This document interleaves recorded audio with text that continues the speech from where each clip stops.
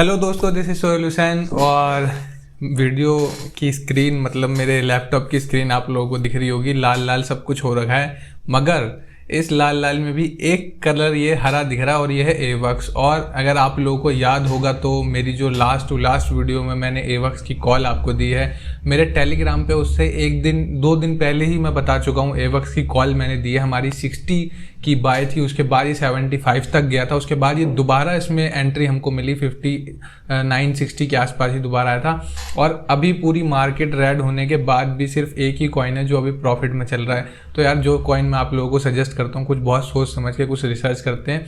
अब मैं ये भी कहूँगा कि हाँ, ये कॉइन इतना एक्सपेक्टेशन नहीं थी, मुझे लगा था जब सारी मार्केट नीचे जा रही है तो ये भी हो सकता है अच्छा परफॉर्म ना कर पाए, बट फॉर्चुनेटली ये बहुत अच्छा परफॉर्म कर रहा है। और इसके पीछे बहुत सारे रीजन है, इसमें इतनी ज़बरदस्त फंडिंग हो रही है, इतना अडॉप्शन चल रहा है। कल एक डेडिकेटेड वीडियो आ रही है एवक्स के ऊपर दिन में, उसको मिस मत करना, आपको समझ आ जाएगा। ये 26% का 2600% भी हो जाएगा आने वाले टाइम पे। अब क्रिप्टो की बहुत ज़्यादा इंपॉर्टेंट न्यूज़ आ रही है, चारों तरफ चल रहा है रेगुलेशन से रिलेटेड। और एक हमारे गैरी गैंगस्लर साहब हैं, वो कुछ ना कुछ SEC के चेयरमैन अब बन चुके हैं, तो वो बड़े अग्रेशन उन्होंने नए नए बोलते हैं ना। जैसे हमारे अभी थोड़े टाइम पहले यहाँ पर मैं जहाँ पर रहता हूँ तो कुछ पुलिस स्टेशन मुझे जाना पड़ गया था, तो वहाँ पर मार्केट के अंदर ना बहुत ज़्यादा रेगुलेशन वगैरह चलने लग गया। तो क्या हुआ था कि वहाँ पर नया आसपास जो एरिया में हमारा पुलिस स्टेशन है वहाँ पर नया SHO आ गया था। तो वो ऑर्डर निकल गया था कि 10 बजे तक दुकानें बंद हो जाएंगी, जो बाहर निकलवा रहा है वो सफाई सब, वो नया नया आया था तभी चला था। फिर थोड़े दिन के बाद फिर वही SHO, वही लोग, वही हम सब हैं। तो एक बस ये तो मजाक की बात हो गई। तो ऐसा ही अभी नए नए चेयरमैन बने हैं, तो थोड़ा बहुत अग्रेशन चल रहा है, उनका भी क्या कर सकते हैं। आप न्यूज़ की तरफ बढ़ते हैं, बहुत ज़्यादा बात हो गई। मार्केट सेंटिमेंट्स आप लोगों को मैं बता देता हूँ, अभी 21% के आसपास चल रहा है, एक्सट्रीमली फियर का माहौल है। और मैंने बहुत ज़्यादा कुछ वीडियोस भी देखी हैं यूट्यूब पर, और मेरे साथ जो लोग जुड़े हुए हैं, मुझे उनका जो इंटरप्रिटेशन है फियर एंड ग्रीड इंडेक्स को लेकर और मार्केट सेंटिमेंट्स को लेकर, वो थोड़ा बहुत मुझे गलत लगता है। अभी मार्केट एक्सट्रीमली फियर में है, अब लोग यहाँ पर बाय नहीं करेंगे क्योंकि फियर में है, डर लग रहा है कहीं और नीचे ना चला जाए। मगर मैं अपनी हर वीडियो में बताता हूँ, और जब मार्केट फियर में है आपको ग्रीडी बनना है, यानी कि ये टाइम है बाय करने का। और जब मार्केट एक्सट्रीमली ग्रीड में होगी, 79 के आसपास होगी, तब आप लोगों को अपना माल सौदा बेच के निकल जाना है, प्रॉफिट बुक कर देना है। तो अभी फियर का माहौल है, यानी आपको जो है जब मार्केट फियर में हो तो ग्रीडी बनना है, और जब मार्केट ग्रीडी हो रही हो तो आप लोगों को डरना है, अपना जो है प्रॉफिट बुक कर लेना है। अब चलते हैं अपनी पहली न्यूज़ की तरफ। अभी जो लाइव स्ट्रीम एक चल रही है, यहाँ पर SEC के चेयरमैन के साथ ही कुछ इंटरव्यू चल रहा है, और उसमें काफ़ी सारे लोगों ने जो है 3-4 लोग हैं, ब्रॉडकास्ट ये चल रही है, वो मैं यहाँ पर लाइव नहीं कर सकता। और उस लाइव में कुछ पॉइंट्स यहाँ से शेयर निकल कर आ रहे हैं। उसमें से एक पॉइंट है कि Gary Gensler doesn't see cryptocurrencies last long, यानी कि वो कह रहे हैं कि क्रिप्टो करेंसीज का कोई फ्यूचर नहीं है, बहुत लंबे टाइम तक हमें लेंगे। The largest series A funding round in the NFT space and more, मतलब ये सारी NFT स्पेस की बात चल रही है। मगर ये निकल के आया कि उन्होंने बोला कि जो है क्रिप्टो करेंसी का फ्यूचर नहीं है। और मैं एक छोटी सी न्यूज़ और देना चाहता हूँ। मैंने गैरी गैंसलर का MIT पे जो कोर्स है बिटकॉइन का, अगर आप YouTube पर जाकर देखेंगे तो मैं आप लोगों को दिखा देता हूँ। MIT ब्लॉकचेन कोर्स करके आप लिखोगे ना, तो ये पूरा करीब 23 वीडियो का 24 वीडियो का कोर्स है, 24 घंटे का ये कोर्स है। ये देखो, आपको दिख गई होगी इनकी शक्ल। तो इन्होंने इसको कोर्स को मैं पूरा कंप्लीट कर चुका हूँ। जब मैं ब्लॉकचेन अपनी स्टडी मैंने स्टार्ट करी थी, अभी मैं डेवलपमेंट की तरफ हूँ, तो यहाँ पर ये पूरा कोर्स देख चुका हूँ। और अगर इसके आप कोर्स देखोगे तो आप लोगों को ब्लॉकचेन से ज़्यादा सीखने को क्या मिलेगा, रेगुलेशंस, बिल कैसे पास होंगे।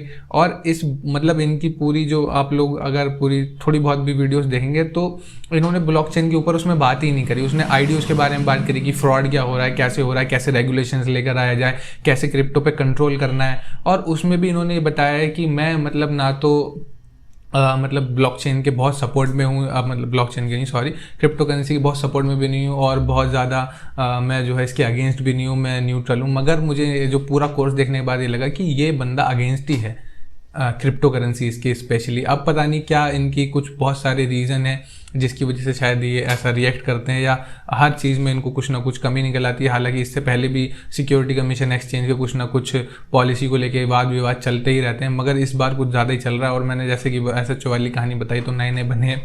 तो यहाँ पर एक बात को लेकर इसी कोर्स में शायद 10वीं या 11वीं वीडियो में किसी कोर्स को किसी स्टूडेंट को इन्होंने कुछ कमेंट पास कर दिया था, तो उसने कहा था कि आपकी शक्ल जो है गिरगिट से मिलती है, आपकी छिपकली की तरह मिलती है। दूसरी बात यह है कि मैंने थोड़ा इमेजिन करा तो यार मुझे लगा वो सही बोल रहा था।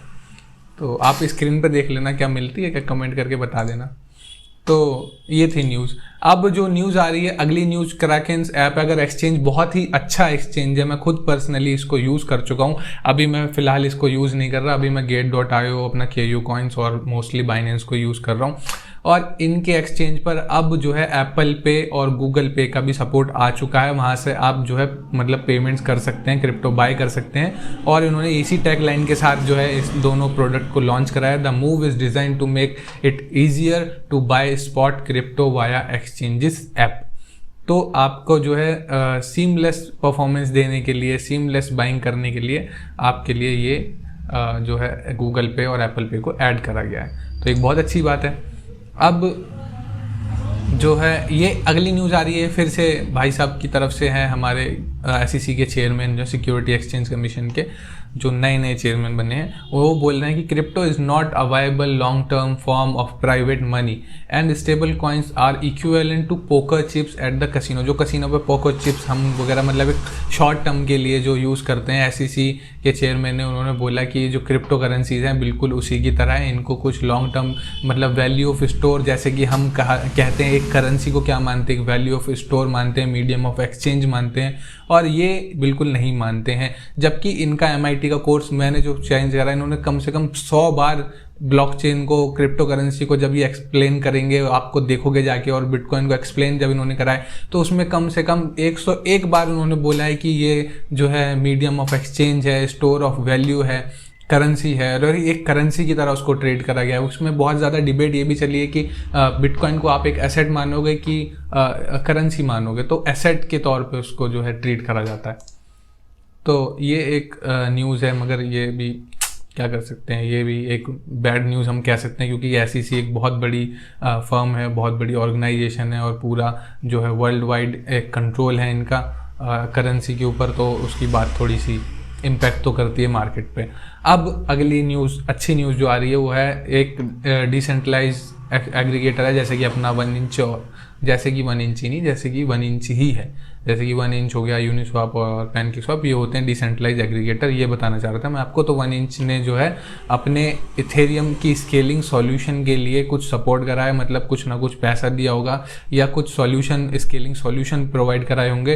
तो एक बहुत अच्छी बात है इथेरियम के लिए अगर ऐसा होता है। हम जल्दी मैं खुद बहुत परेशान हूँ, मुझे इतने टोकन कई बार स्वैप करने होते हैं। मैं $100-200 के अगर कुछ टोकन स्वैप करता हूँ, उससे ज़्यादा तो उसके चार्जेस लग जाते हैं। NFT मिंट करनी है, जितनी की NFT नहीं है उससे ज़्यादा गैस फीस दे दो।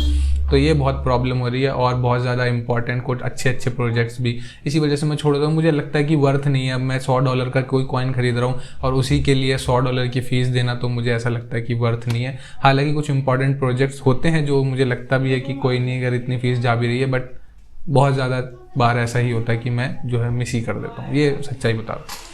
अगली न्यूज़ आ रही है, decentralise exchange on Solana raises 18 million in series A funding. अब सोलाना, अभी मैंने इससे पहले एक और अपडेट दी थी, जो पॉलीचेन जो कैपिटल है, इन्होंने ही फंडिंग करी थी AVAX के लिए। अभी AVAX के पंपिंग आप लोगों को दिख रही है, और मुझे ऐसा लग रहा है इन्होंने थोड़ा सा मन बना लिया कि ये जो है जिन ये कुछ कॉइन्स में इन्वेस्ट करने वाले हैं, जो मतलब अभी इस टाइम पर जो ब्लॉकचेन ट्रेंडिंग में चल रही हैं, जो स्केलेबल हैं और फास्ट हैं, और बहुत ज़्यादा मतलब यूज़ केस उनका अच्छा है, जैसे कि सोलाना हो गया, एवलांच हो गया, उनमें ही फंडिंग कर रही है ये फर्म। और अभी 18 मिलियन की करा था, और एवलांच में तो उन्होंने 223 मिलियन की फंडिंग करी थी। तो आप समझ सकते हैं कि अगर कहीं पे कोई कंपनी 223 मिलियन लगा रही है किसी कॉइन में, और मेरी वो जो है जैम की लिस्ट में मैं पहले ही डाल चुका हूँ, करीब 10 कॉइन के आसपास चल रहे हैं, जिसमें से 5-6 कॉइन अपने टेलीग्राम पे शेयर कर चुका हूँ मैं। आप लोगों को मज़ा आ जाएगा। एक और कॉइन मैंने सजेस्ट करा था गाला, एक हफ्ते पहले की बात है, और अभी वो कॉइन भी अच्छा परफॉर्म करने वाला है और ऑलरेडी कर चुका है कुछ हद तक, और आने वाले टाइम पे भी उससे बहुत ज़्यादा कुछ न्यूज़ मुझे सुनने को मिल रही है, कुछ ऐसे ग्रुप से कहीं से इन्फॉर्मेशन मिलती है तो मैं आप लोगों के साथ शेयर करता हूँ। तो वो कॉइन भी एक अच्छा पंप होने वाला है, तो गाला पे अपनी नज़र ज़रूर बनाए रखना। खरीदना या मत खरीदना, it's your choice and do your own research. Coinbase drops lending programme, अभी थोड़े टाइम पहले इनके CEO का ट्वीट भी आया था ट्विटर पे। तो कॉइनबेस जो है कुछ लैंडिंग प्रोग्राम, जैसे कि हमारे जैसे कि सबसे पॉपुलर जो आवे है हमारा लैंडिंग प्रोटोकॉल, अब उसमें क्या होता है लैंडिंग के लिए, जैसे आप अपनी क्रिप्टो है जो अब यूज़ नहीं कर रहे तो उसके स्टेक करके उसको गिरवी रख के एक तरीके से वहाँ से जो है लैंड कर सकते हो मनी, और या बोरो कर सकते हैं। तो दोनों आप दोनों तरीके से कर सकते हैं, आप लैंडिंग भी कर सकते हैं वहाँ पे, और आपको चाहिए तो बोरो भी कर सकते हैं। तो कॉइनबेस जब ये प्लान लेकर आया था तो SEC ने जो है उनको कुछ नोटिस भेज दिया था। उस नोटिस में बोला था कि भाई जो कॉइनबेस जो लैंडिंग प्रोग्राम वगैरह लेकर आने वाला है उसको वो एज अ सिक्योरिटी ट्रीट कर रहे हैं, जबकि ये सिक्योरिटी है ही नहीं। अगर सिक्योरिटी के ऊपर, अब सिक्योरिटी क्या होती है अगर आप लोगों को डिटेल में जानना है तो मुझे नीचे कमेंट करके बताओ, मैं एक डेडिकेटेड वीडियो बना दूंगा। तो जबकि जो है कॉइनबेस का ऐसा मतलब सिक्योरिटी से रिलेटेड कोई सीन था ही नहीं, तो वो उसको ऐसे वो, और अब आप उनकी स्टेटमेंट देखोगे तो वहाँ पर लिखा है that might be a security, that might be a security, जो भी लैंडिंग बोरोइंग वहाँ पे चलेगी that might be a security करके उन्होंने एक स्टेटमेंट दी और नोटिस भेजा। तो उस वजह से कॉइनबेस के CEO ने ट्वीट भी करा था और बहुत ज़्यादा उनको कुछ प्रॉब्लम भी होने वाली थी। जबकि मेरा खुद का पर्सनली मेरा जो फंड, मैं वैसे डिसेंट्रलाइज वॉलेट में भी मेरा फंड रहता है, मगर सबसे ज़्यादा किसी सेंट्रलाइज वॉलेट में या सेंट्रलाइज एक्सचेंज पे मेरा फंड है तो वो कॉइनबेस पे है, क्योंकि रेगुलेटेड एक्सचेंज है। पहली बात तो बाइनेंस के साथ रेगुलेशन की बहुत ज़्यादा प्रॉब्लम आती है। मेरा 90% तो नहीं कहूँगा, 80% के फंड जो स्पेशली इथेरियम, वो मेरा कॉइनबेस पर है, सारा रखा हुआ है। और अब से नहीं, जब से मैंने मतलब फर्स्ट मैंने जो मैंने कई वीडियो में बता भी रखा है, मैंने जो फर्स्ट मेरी पेमेंट इथेरियम के अंदर, क्रिप्टो के अंदर, जब 1 से 1.5 साल पहले मैंने शुरुआत करी थी क्रिप्टो में, तो मेरा जो एक्सचेंज था, फर्स्ट एक्सचेंज, वो कॉइनबेस ही था और आज तक मेरा फंड उसमें है। तो एक बहुत अच्छा रेगुलेटेड एक्सचेंज है, मगर फिर भी इतनी ज़्यादा प्रॉब्लम क्रिएट कर रहे हैं तो कुछ नहीं कह सकते। और ये कहा क्यों था, SEC चेयरपर्सन ने इसलिए कहा था Coinbase list dozen of token that might be securities, यानी कॉइनबेस जो है डजन ऑफ टोकन्स, मतलब उन्होंने अगर सबसे ज़्यादा किसी एक्सचेंज पे लिस्ट ऑफ टोकन्स जो मिनिमम है वो कॉइनबेस पर ही है। बाइनेंस पे आप देखो आए दिन कोई ना कोई कॉइन लिस्ट होता रहता है।